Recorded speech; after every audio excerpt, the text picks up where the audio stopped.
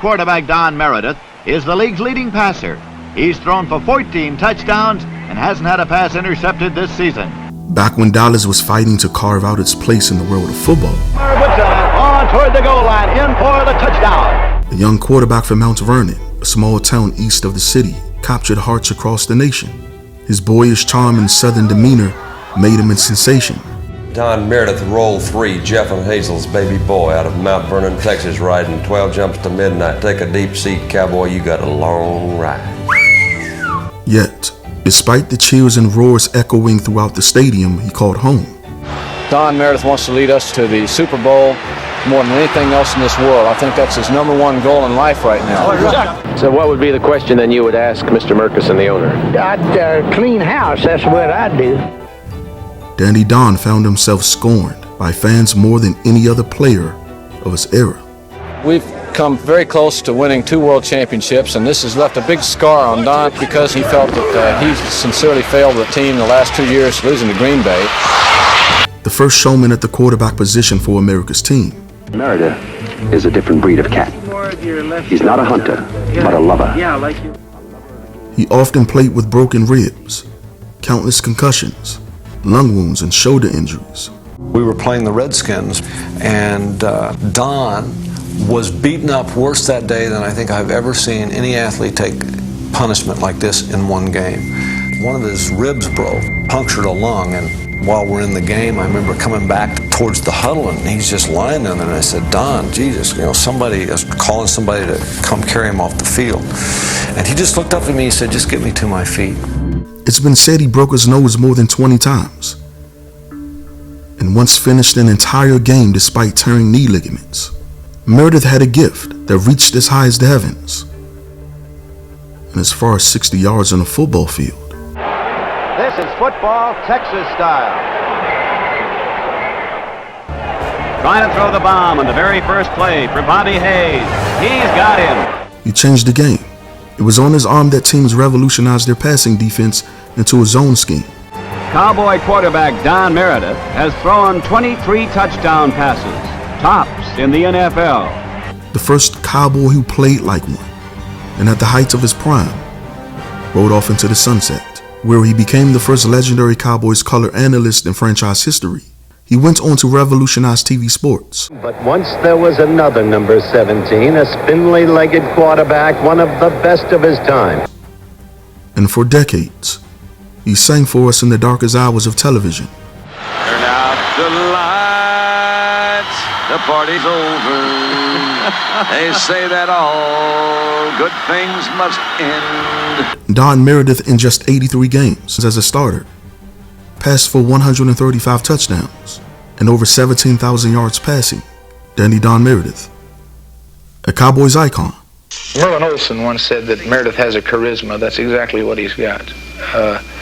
You don't know why, but you just consider him exceptional. Meredith grew up in a small, modest town in Mount Vernon, Texas, overlooking the lakes of Cypress Springs. Mount Vernon's a small town. He epitomized, to some degree, the kind of people Mount Vernon were. Just nice, good people. Get your head up. Hear me? He was a churchgoer, but he was also kind of a little bit of a bad boy, too. Straight from his mother's womb, Meredith was diagnosed with polio. He stayed confined to his crib from April 1938 until nearly the end of the year. Though Don eventually regained his strength, he grew up with a fragile constitution that made him prone to injuries, narrow calves, and hammer toes. When Don Meredith was just 6 years old, he worked alongside his father in their dry goods store in Mount Vernon, Texas. Jeff wasn't just a shopkeeper.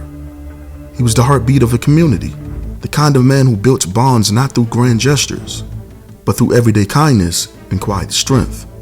His dry goods store wasn't merely a business. It was a gathering place, a cornerstone of Mount Vernon's identity.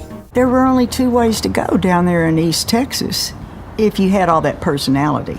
He wasn't going to sit out on the farm and chase cows around. He was going to do something to get attention. Meredith didn't receive his athletic prowess from his father. His mother, Hazel, was a pioneer in her own time, earned one of East Texas' first women's athletic scholarships as a basketball player. Hazel Walker's Arkansas Travelers spruce up to take on the Kiwanis Club team in a charity match at Huntington, Indiana. The girls quickly prove they're as adept at handling that ball as they are at handling a lipstick. In an era of limited opportunities, her talent and determination blazed a trail for generations to follow. This is Chuck Thompson speaking to you from Yankee Stadium, where the Baltimore Colts are playing in the first overtime period in the history of professional football. In the 1940s, professional football had not yet made its way to Texas. Here, the heartbeats of sports was found in the high school stadiums and college fields. At College Station, Texas, our shifting football scene discloses the Texas Aggies, virtually the same outfit which last year swept to the championship of the Southwestern Conference. Where football wasn't just a game, it was a way of life. Before he found heroes in the pros, his first idol was his older brother Billy Jack Meredith. Billy Jack, a football player for Texas Christian University, gave Don the nickname Tagalong, a reflection of the younger brother who shadowed his every move, eager to learn and watch him play. The bright lights of professional football seemed far away. Now let's settle back in your favorite TV 50-yard line box seat as we view the highlights of this week's professional football games. Meredith had to look beyond Texas to find his first pro hero. He found it in Sammy Baugh. That man killed my father, Ranger Tom King, while he was working on a sabotage case. Sabotage? Sammy wasn't just a player. He was a revolution. This is the grip. At a time when football lived and died in the trenches, Sammy gave it wings. He made the forward pass more than a desperate gamble. He turned it into an art form. His arm could slice through defenses like a knife through the air. Sammy spots the receiver as he draws the ball back behind his ear and lets it fly. Redefining what the game could be. Young Meredith believed that each toss carried a hint of Sam's magic. By 1954, Meredith had stepped out of his brother's shadow, and his stardom began to shine. Not just in football, but in basketball. During the Dr. Pepper tournament in Dallas, Meredith lit up the court, scoring 52 points in a single game and propelling tiny Mount Vernon into the spotlight. In high school, Meredith was all-state in both sports. Fans all over Mount Vernon would pack out stadiums to see him play. Keeps right on pitching as he drops a spot pass over the middle. He was no longer Billy Jack's tag-along little brother. Meredith created his own lane, far beyond the lights of Mount Vernon. In 1956, Meredith took his talents to SMU, where he led them to national prominence. At Dallas, 55,000 fans watch the SMU Mustangs and the TCU Frogs play the regular season's finale. Don Meredith turned a regional program into a national story. Meredith wasn't just a player at SMU. He was a phenomenon. The Ponies never lost the passing touch of dashing Donald Meredith, and here he is in action again. Every pass he threw seemed to carry more than just a football. Popped a touchdown pass to Bud Jones. The Ponies... It carried hope, pride, and the promise that SMU could stand among the giants of college football. Columbus, Ohio, the capital of a great state, becomes the football capital of the nation as more than 80,000 fans, most of them in shirt sleeves, jam the big Horseshoe Stadium for this great intersectional battle between Southern Methodist up from Dallas, Texas. In 1958 and 1959, Meredith became the face of the Mustangs. Off to the right, off the split T formation. Meredith, Don Meredith calling signals, number 17. Meredith in the backward pass to his left halfback, Williman. Williman is up to 40, to 35, to 30, to 25, to 20. He's at the 10. He will score! Earning All-American honors and elevating SMU from a footnote to the front page. And on an option play, Meredith rolls out, keeps it, and scores to put SMU out in front over the midshipmen. His performances lit up scoreboards and captured the imaginations of fans far beyond the Texas borders. First time 10 to go for SMU on the SMU 42-yard line, 43-yard line with, again, the spread formation, Meredith back. There he goes, back, he's running, good runner, looking for a receiver, he runs to his left now, picks up blockers, looking, he throws downfield, man's all alone, and he's got it on the 35-yard line. Gregory again. But it wasn't just what he did on the field, it was the way he did it. With flair, charisma, and the innate understanding that the game, at its core, was meant to inspire. The trademark of Texas is everywhere. 10-gallon hats, cowboy boots, and the cattleman's war whoop. Meredith back another year. He's running to his right, carrying the ball this. Here he is in action again. A most amazing fellow. When Don Meredith joined the Dallas Cowboys, it wasn't through the glamour of a first-round draft pick or the glitz of an established team. It was a gamble, both for him and for a franchise that didn't yet exist in the minds of most Texans. A brief flirtation in the early 50s with the NFL. The first team was called the Dallas Texans. It was shipped down here by an owner up in New York who'd gone bust, and they brought the team down here and quickly found out they didn't have enough of anything, players or money, and by November they'd gone bust. Meredith's journey to the Cowboys began with a deal between the Chicago Bears and the Cowboys' visionary general manager, Tex Schramm. In the 1960 NFL Draft, the Bears selected Meredith in the 3rd round, only to trade his rights to Dallas for a future draft pick. The move was calculated, as the fledgling franchise needed a face, a leader, and a local hero to rally a fan base yet to be built. Meredith was more than just a quarterback. He was Texas through and through, born and raised in Mount Vernon, a star at SMU, and someone who understood the rhythm of the state. He was the kind of player who could take a struggling team and carry it through sheer talent and charisma to the edge of greatness. For Meredith, joining the Cowboys wasn't just about building a career. It was about building something from the ground up. But in 1960, he found that his handiwork had to wait on the sidelines. Don Meredith, the quarterback the Cowboys are counting on for future success. By the time Dallas became an NFL franchise, the Cowboys had another legendary quarterback on the roster, a 5'7" Eddie LeBaron. So in the programs in those days, initially I was 5'10" and 180 when we started, and gradually they finally talked him into putting my true size down of 5'7" and 160. LeBaron won the job, and Tom Landry chose to start the old Washington Redskins sensation over Meredith. You know, I thought, here I was, your basic All-American quarterback coming in, and I thought I should be playing. Tom Landry didn't just coach the Cowboys' offense. He sculpted it, molded it, breathed life into it. It was his vision, his blueprint, his masterpiece. He is the master planner, the strategist on whose shoulders rests the responsibility of victory or defeat. Like a finely cut diamond, the coach is a man of many facets. He is tutor, taskmaster, and disciplinarian. But above all, the coach is the driving force that molds 40 men into a single unit with a single purpose. You didn't run the offense your way. You ran it Landry's way. Particular defense that the Vikings have is one of aggressiveness. But in order to beat them, I just feel like you've got to handle their front four, and especially the two ends. Yeah, but how about motion? I don't know, Tom. Start where you're going to end up on a double shift, see? That way you can look at your situation before you shift the first time, see? His design wasn't just a strategy. It was a doctrine, a philosophy, a reflection of the man himself. Try to stay in the middle area, mainly to keep the pass rush off of you. I mean, don't take passes that take too long to throw. Otherwise, you're going to have Eller and Marshall, down your neck if you take too long to throw the ball. Every play, every moment, every decision bore his unmistakable imprint. It was Landry's world, and the Cowboys lived in it. If you're concentrating, you're not smiling a whole lot. I enjoy smiling, but I don't enjoy it on the sideline. I'm all business. Don and I were much different.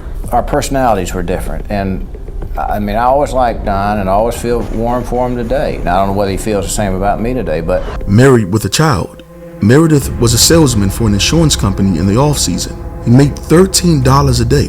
From 1962 to 1964, Meredith split reps with LeBaron and started in 24 games. The early days were grueling. The team struggled to win games, and Meredith endured crushing hits behind an offensive line still finding its footing. Hey man, Will he run or throw? He's going to run. He's going to throw. And that's Pettis Norman for the catch, 25 yards and a first down. But adversity didn't break him. It refined him. Every snap from the sidelines,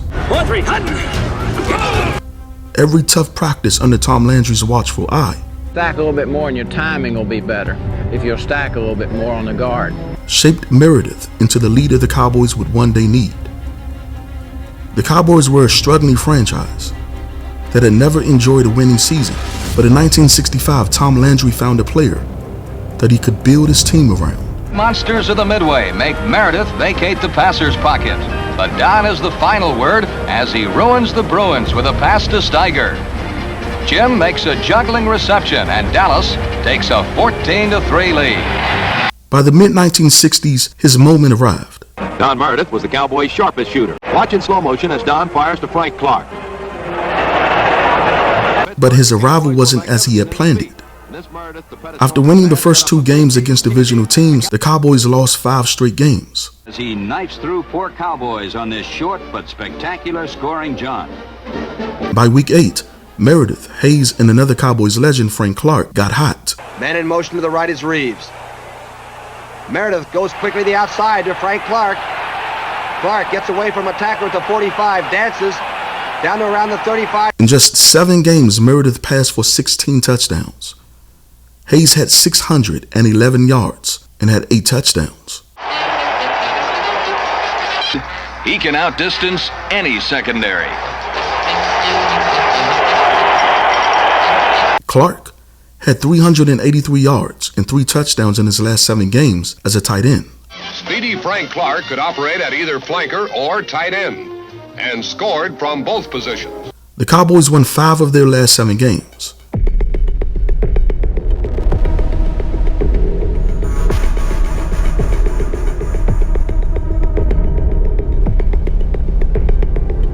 Unfortunately, 7 wins on the season wasn't enough to make the playoffs.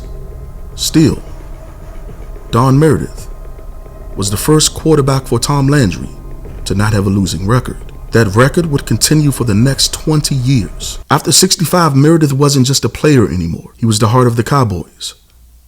His style electrified fans and brought hope to a franchise still clawing its way toward greatness. I don't think I've ever come across anybody in athletics that was as good at being a leader. Wing zig out. We're cutting them. I'll tell you what, let's just group together. Everything's going all right. We're just making some mistakes, and those things, we'll get them over with. We're going to whip them. We're going to whip them. Let's get on. He always had his finger on the pulse of the team, on everybody. From the offense to the defense, to the star player, to the last guy on the bench. He cared about everybody. It wasn't easy, but then again, the road to becoming a legend rarely is. When the next season began in '66, the Dallas Cowboys were the talk of the league. Now, I don't want you to worry, because if this is a decent dance, I'm not going to close your club. Well, this club is for adults. Bob Hayes was someone who had already conquered the world stage. He wins in 10 seconds, a new Olympic record and equaling the world record. Now he was one of the bright young stars of the league. In the year of the rookie in the NFL, Hayes' star was one of the brightest. Hayes wasn't just fast. He was a force of nature.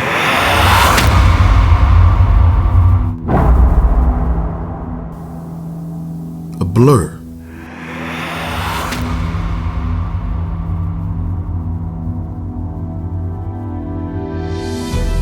With 6 minutes left in the game, Dallas goes in front. And Bob Hayes is there for a beautiful catch and a Dallas touchdown.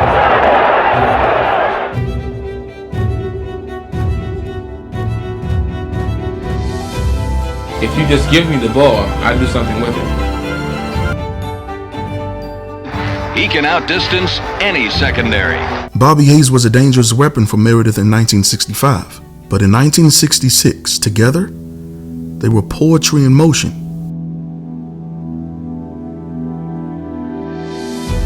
The moment they stepped onto the football field that year, they didn't just play football. They rewrote the rule book. And Bob turns on the afterburner. Looking for Bobby Hayes. He has him. What's this play? He can outdistance any secondary.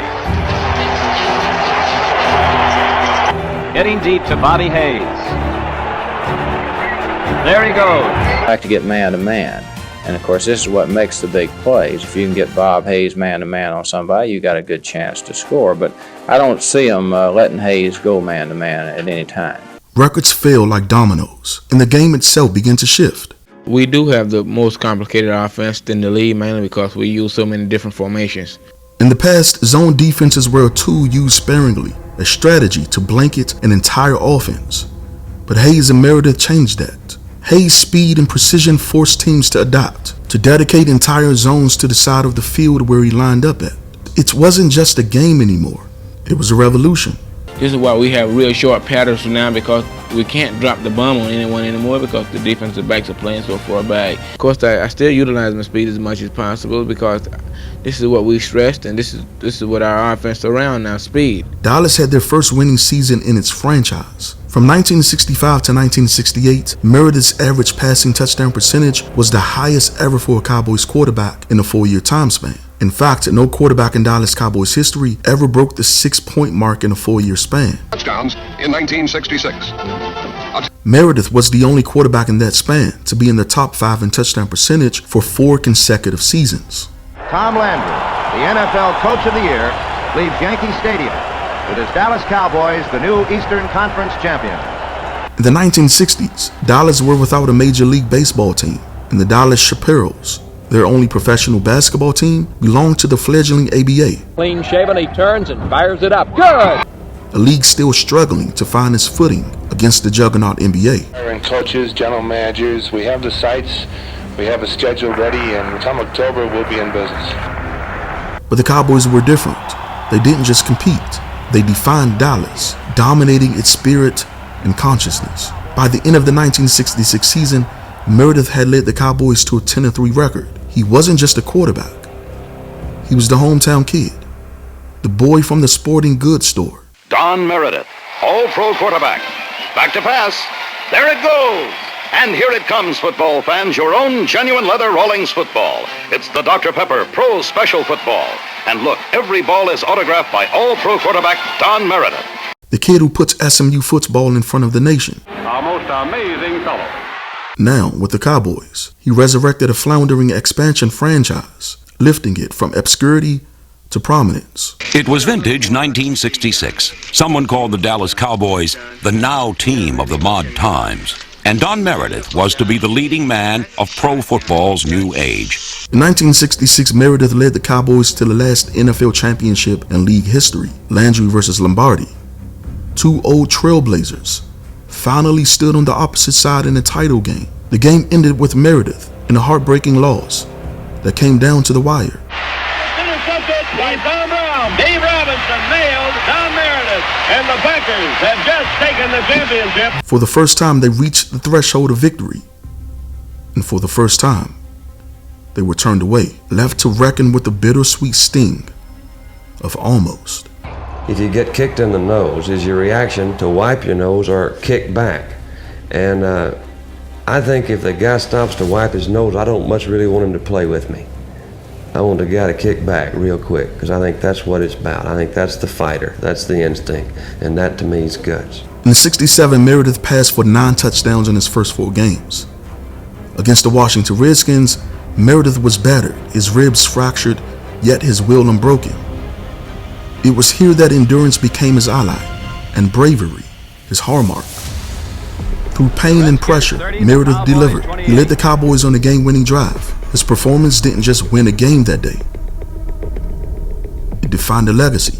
Landry, a former all-pro player in his own right, And Tom Landry, who once played quarterback in high school with a broken jaw and battled through the gritty, battle-tested football of the 1950s, later said that he had never seen bravery from a quarterback like he did that day. Battered by broken ribs, missed 3 weeks recovering from injuries that would have sidelined a lesser man for months. Though Meredith couldn't match the dazzling heights of the previous season, his leadership carried the Cowboys to the playoffs for the 2nd straight year. 4th down and 4, 18 seconds to play. Dallas trailing 14-10. Dan Reeves circled out of the backfield, and Meredith's pass found him uncovered on the 9-yard line. Reeves raced in for a touchdown that may well prove to be the most important Dallas touchdown in 1967. Dallas is now tied with Philadelphia for first place in the Capital Division. And in those playoffs, they delivered a performance that would echo through the ages. Against Blanton Collier's Browns, the Cowboys unleashed an offensive display unlike anything seen before or since. Touchdown after touchdown. They steamrolled their way to history, racking up the most offensive touchdowns in franchise postseason history, a record still unbroken. It's more or less a replay of last year's championship game. We hope it's not an identical replay, but... The Ice Bowl was more than a game. It was a battle etched into the soul of football. A moment suspended in time. A memory forever frozen on the tundra of Lambeau Field. The temperature is around 13 degrees. There's a wind from 10 to 18. 13, is that above or below? That's below zero. The Packers were the only team who stood in the way of the Cowboys' reach for glory. And then, in a mere few seconds that stretched like an eternity, that grasp slipped away. The reach for triumph had failed. I remember a little bit of it being slow motion.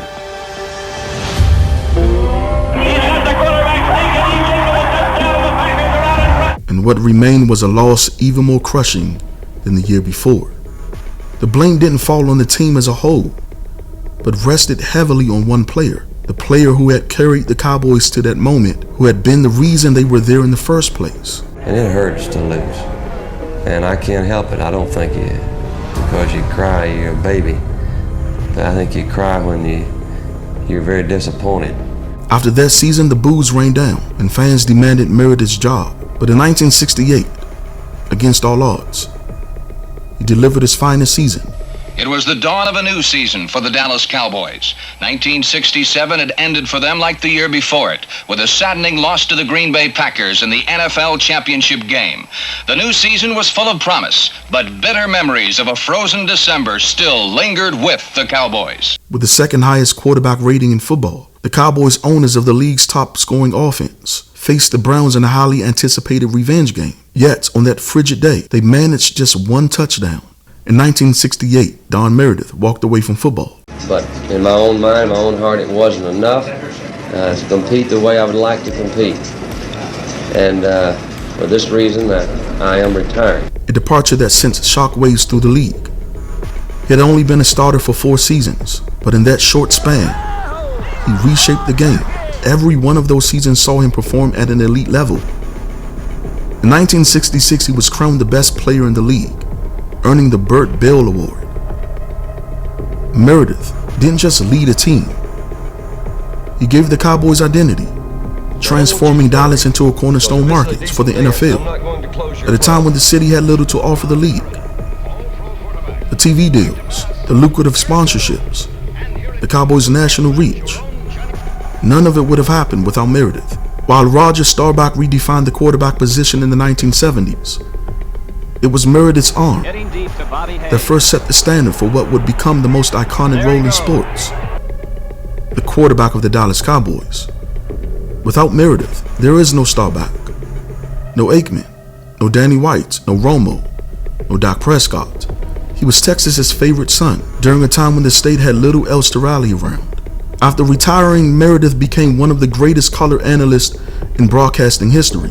His rendition of Turn Out the Lights, The Party's Over became a cultural moment in itself. Turn out the lights, the party's over. Infusing sports television with a charm it had never seen before.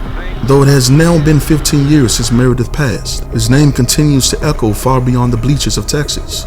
His legacy isn't just etched into the Cowboys story. Call it a night, the party's over. It's woven in the very fabric of football history. Until next time, make sure to like the video and subscribe to the channel. And as always, thanks for watching.